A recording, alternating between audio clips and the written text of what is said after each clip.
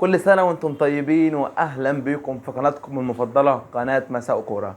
خدنا العيدية كلنا وخدنا عيدية كرة القدم، كرة المجانين ودوري ابطال اوروبا.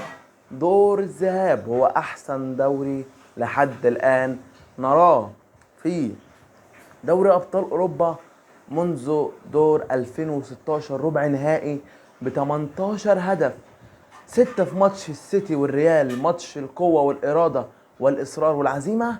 وفي برشلونة وباريس 3-2 لبرشلونة، وبرشلونة يضرب جرس الإنذار مع تشافي. وعندنا أتلتيكو مدريد يفوز في المتروبوليتانو بهدفين مقابل هدف على بروسيا دورتموند. وعندنا أرسنال يتعادل في ملعب الإمارات مع بايرن ميونخ بهدفين لكل فريق. قمة ممتعة. الأهلي النهاردة الفوز صعب جدا جدا على زد بهدف وسام أبو علي، والزمالك يبدع ويمتع ويقلص ويعمل كل حاجة في الكورة أمام نادي الاتحاد السكندري. عندنا كمان أهم حاجة النهاردة، الدوري المصري رجع والزمالك رجع وبيقول انا رجعت، انا جبت الهدية. الماتش عندنا يوم الاثنين، الاهلي والزمالك في القمة، الاهلي من اجل الصدارة والزمالك من اجل اللحاق باللقب. اول حاجة هنتكلم عن ماتش باريس سان جيرمان وبرشلونة. ابتدى التسجيل عن رافينيا برأسية مفيش ولا أجمل ولا أحسن من كده، وأول هدف ليه مع برشلونة في دوري الأبطال، وأول هدف شخصي ليه في دوري الأبطال. ثم يأتي التعادل عن لعيب برشلونة السابق الوحش عثمان ديمبلي، ويأتي الهدف الثاني عن طريق نجم باريس سان جيرمان فيجا. الولد فيلا عامل ماتش ممتع جدا جدا مع فيجا، عامل ماتش جدا جدا ممتع مع باريس سان جيرمان. ثم يأتي الهدف الثاني عن طريق رافينيا من صناعة ولا أجمل ولا أحسن من كده مع الوحش رافينيا، من بدري رافينيا. ثم الهدف الثالث أيضا من صناعة إلقاي كاندوجان على رأس كريستنسن ليسجل الهدف الثالث، ويصبح النتيجة 3-2 لبرشلونة. برشلونة يسجل ويبدع ويمتع مع تشافي بعد قرار الرحيل. يا تشافي ماذا فعلوا شبابك يا تشافي؟ لقد طلعوا كل اللي عندهم بعد انت ما قررت ان ترحل. نخش على اللي بعده، ماتش اتلتيكو مدريد وبروسيا دورتموند. اتلتيكو مدريد ممتع ممتع ممتع ممتع ممتع مع سيميوني في المتروبوليتانو. اتلتيكو مدريد لا يعرف الهزيمة في دوري الابطال في المتروبوليتانو. يسجل الهدف الاول دي بول، ثم يسجل الهدف الثاني انطواي جريزمان، ثم يسجل الهدف لبروسيا دورتموند هالر نجم كوتيفوار الذي سجل في نهائي الامم الافريقيه الهدف الفوز للكوتيفوار. نخش على الماتش اللي بعده، ماتش ارسنال وبايرن ميونخ.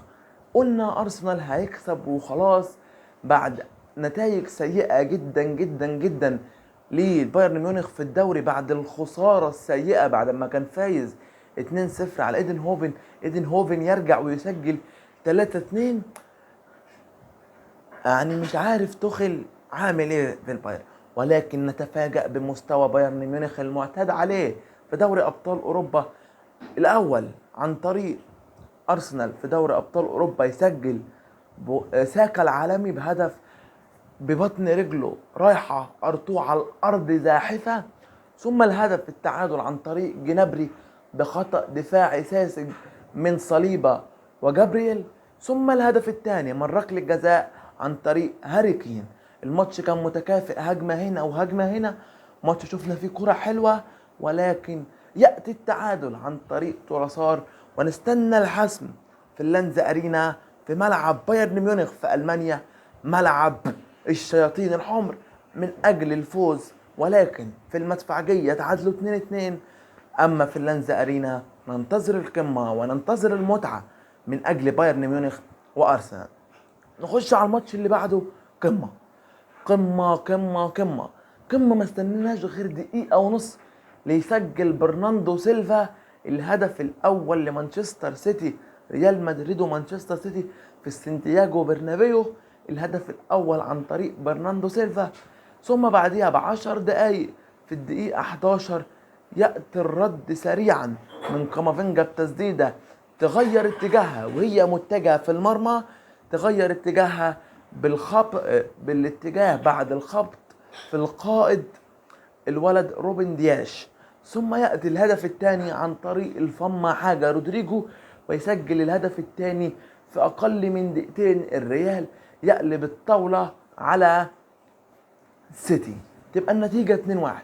ثم الشوط الثاني في الدقيقة 65 يأتي هدف ولا أجمل ولا أحسن من كده عن طريق الفيل فودن بتسديدة بشماله في 90. بص تسديدة، الولد ده معتاد على التسديدات دي، الولد ده مبدع، الولد دوت يعني نجم ينتظر الأكتر والأكتر والأكتر والأكتر والأكتر. لكن جفارديول كان له رأي آخر، بعديها ب5 دقايق يسجل هدف على طريقته الخاصة، يضم ويقوم حاططها أيضا بتسديدة صاروخ لا يراها لونين إلا في المرمى هو ومشجعين ريال مدريد، بعد ضياع فرص كتير من فينيسيوس وبلينجهام ورودريجو وفالفيردي. ولكن الرد يأتي سريعا بعد 6 دقايق بعرضية مثالية، العرضية مش للداخل تقريبا متمرنين عليها، العرضية للخارج متجهة لفالفيردي، يأتي من الخلف بتسديدة قوية ولا أجمل ولا أحسن من كده ليسجل الهدف الثالث، وقد يكون الهدف الأفضل في ذهاب دوري أبطال أوروبا. لننتظر الحسم في الاتحاد في إنجلترا، الريال مدريد والسيتي من أجل الحسم. هنخش في الدوري الأوروبي، ليفربول وأتلانتا، المباراة دي لازم نتكلم عنها كتير. يورجن كلوب استقل من أتلانتا ونزل بتشكيلة متواضعة للغاية وتشكيلة سيئة يتحمل الخسارة كاملة. يورجن كلوب بينهزم فين؟ في الأنفيلد 3-0. ومش عارف انت خسرت هنا 3 في الأنفيلد، هتعمل ايه هناك في إيطاليا؟ باير ليفركوزن يفوز على ويست هام، روما يفوز على الوحش اي سي ميلان، ولا بنفيكا يفوز على مارسيليا. نخش على الدوري المصري، الزمالك والاتحاد. عندنا الزمالك يفوز على الاتحاد ب3 أهداف، زيزو يسجل الهدف الأول ويسجل الهدف الثاني ناصر ماهر، ويسجل زيزو الهدف الثالث.